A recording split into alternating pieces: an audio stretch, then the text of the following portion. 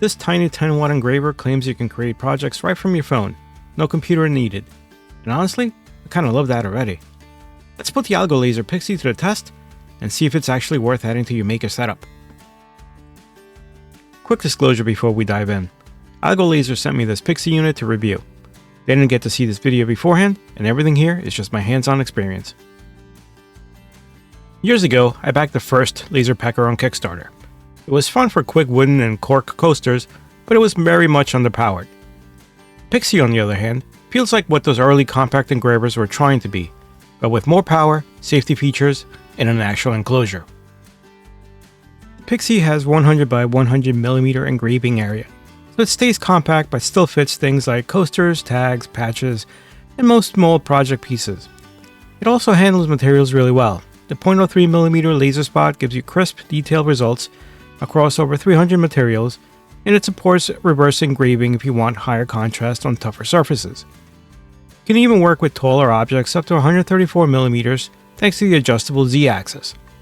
And since it comes fully assembled with a touchscreen and a built-in material library, plus safety features like the enclosed design, auto-stop lid, and tilt alerts, it's one of the easier and safer small format lasers to run at home. Inside the box, you get the engraver module with the built-in safety enclosure, the dual-tip stylus for the touchscreen, a clip-on focal gauge, the reversible dual-sided base, some sample materials, and a power supply. It comes with an exhaust pipe that connects to the back, and you can extend it like an accordion to an extractor, a purifier, or simply out your window. And yes, the whole thing comes pre-assembled. No Saturday afternoon laser build project required. The enclosure has a lid interlock so it won't fire when open, which is great because I'm very attached to my retinas. It comes very well packed together, with foam protecting all the important bits inside the enclosure. Setup is quick. You turn it on, connect to Wi-Fi, and you're basically ready to engrave right from the touchscreen. You can optionally set up a passcode to prevent anyone from accidentally turning it on.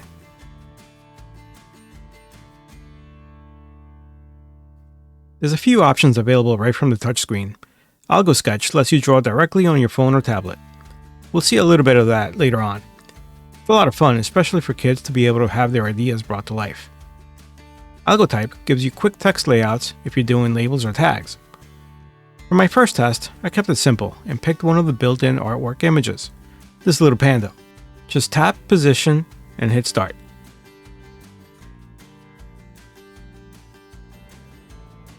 Before starting the print, you have to position the laser head at the right height. You do this using the focal gauge, which looks like a little hammer. You hand tune the Z-axis with an adjustment knob on top, which lets you dial in the height of the laser easily. You just need to have the laser head unit slightly squeeze in the hammer with just enough pressure to let you remove the tool without much effort. After putting the top cover on and lowering the lid closed, the engraving can begin.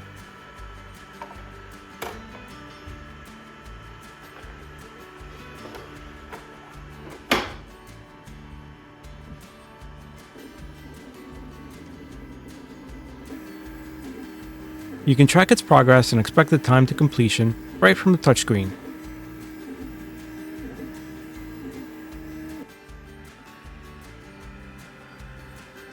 Our engraving is done, and as I take a peek on top, I'm already getting excited about how it came out.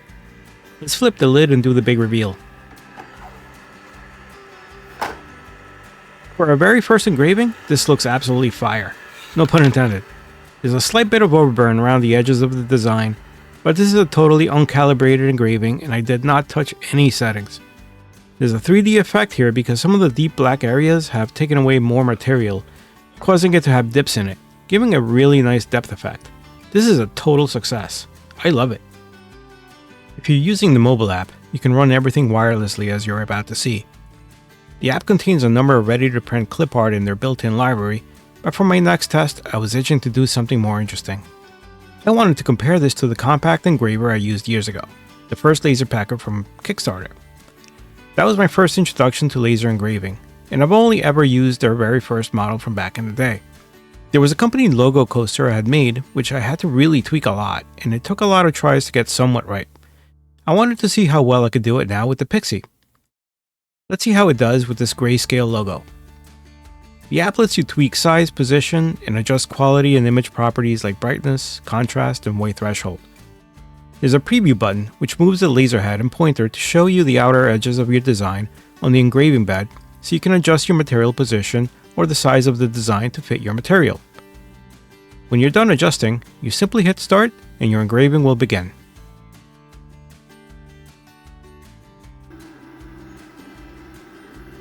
Hey, if you made it here this far, you should subscribe if you want to see what other questionable projects I get into next.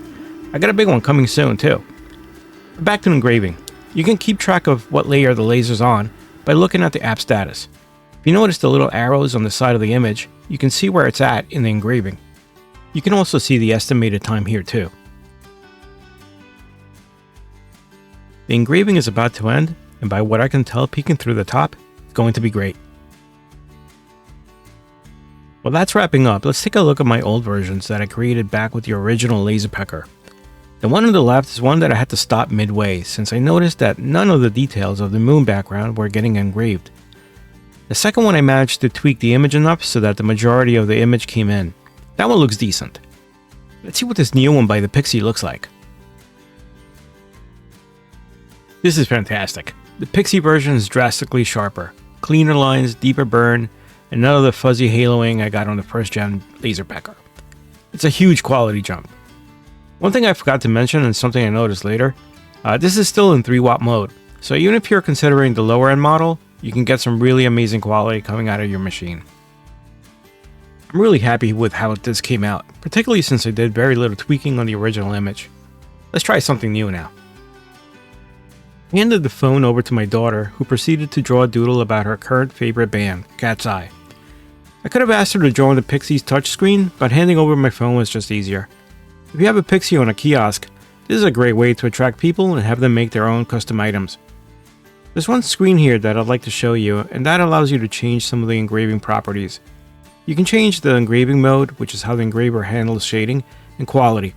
Keep in mind that I kept it in medium for the logo we just did, and it still came out amazing. Can't wait to experiment with some of the higher quality settings. You can also change the direction of the laser, which allows you to tweak how the burn is going to go if your material grain is going in a particular direction. I believe the best way to do this is to have the laser going against the grain of the material, which is like usually wood. So if the grain is going horizontally, like left to right, you'd want to switch the direction to vertical. Someone in the comments correct me if I'm wrong. This is new to me, so I'm still learning. You can also tweak power, speed, and how many passes the laser does in your design, in case you want to do lighter passes so as not to have the overburn.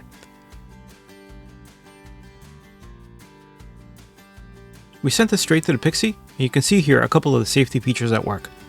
First is the warning on the screen, but more importantly, later on, this error dialog popped up, warning me that I hadn't lowered the shield, so no accidental lasering can happen.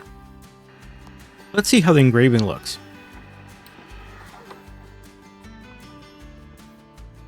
It's a bit lighter than the logo one, but it's kept all the charm and wiggles of her sketch, but with crisp laser edges.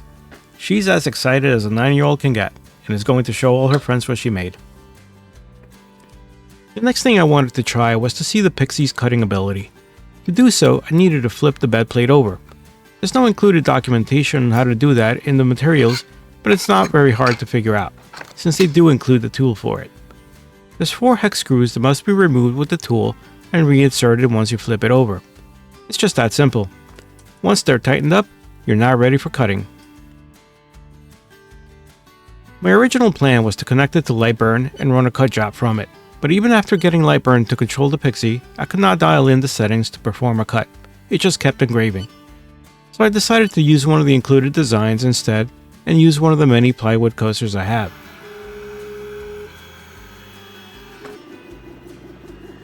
I didn't have much success here either. My first cut didn't go all the way through, and that's no fault of the Pixi. The coasters I'm using are 3mm thick, and the plywood must have some thick glue. So unfortunately, the Pixi could not cut all the way through. It came close though. I could not figure out a way to do a second pass for the cutting part. However, while some might call me stubborn, I call it having perseverance. So undeterred, I cut out a piece of balsa wood that's 2mm thick and redid the job. I was slightly worried that the 2mm plank would be too badly burned since the machine is expecting 3mm, But since there's no way to change the setting on these presets, there was nothing much I could do other than give it a shot and see what happens. Let's see how this one turned out.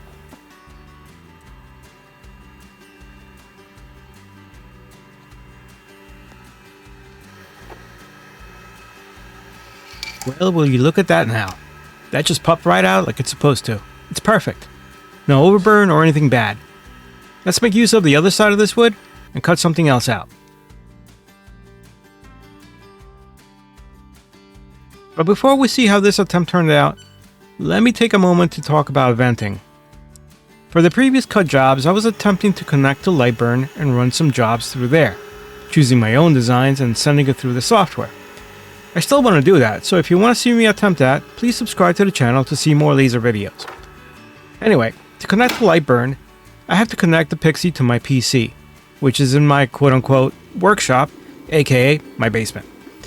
I have a couple of small windows in here in which I attempted to route the Pixi exhaust pipe to, but it didn't fully reach the window. And when running the laser, the wind was blowing back all the burnt smoke, so my basement smelled like a smokestack. I've been running an air filter on high for the last day or so trying to get the smell out. So don't do what I did and make sure you properly vent your laser engraver.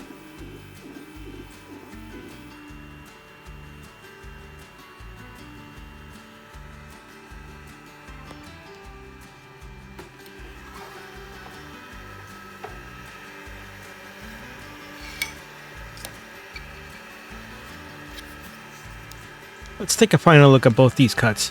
They're looking really nice. I think I needed to have the wood grain facing against the laser, but that's a minor correction for the future. All in all, these came out perfect. I can't wait to do more tests.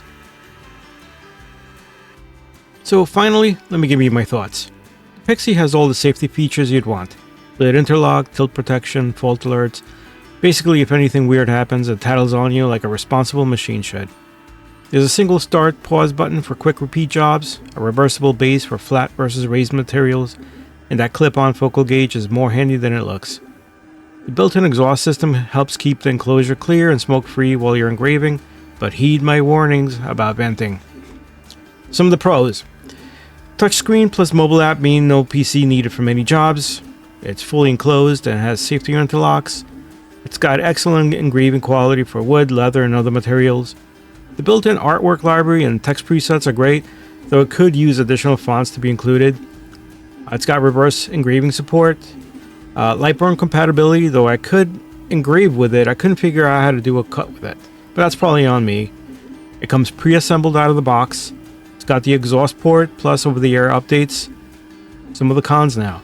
It's a small base, 100 by 100 millimeter work area. Cutting can be slow, but for this size and portability, it's a great trade-off.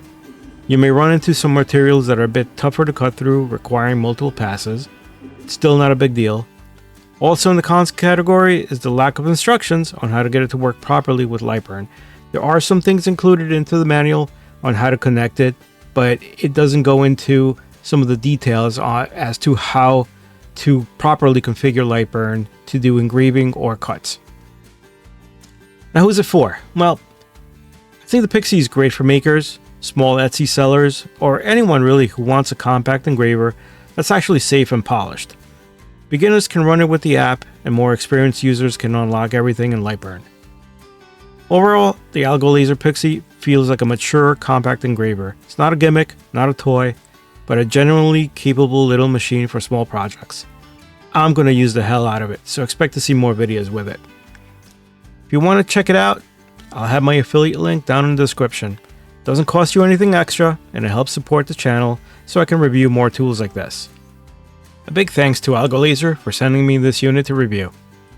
And if you found this review helpful, hit that like button and subscribe. Thanks for watching.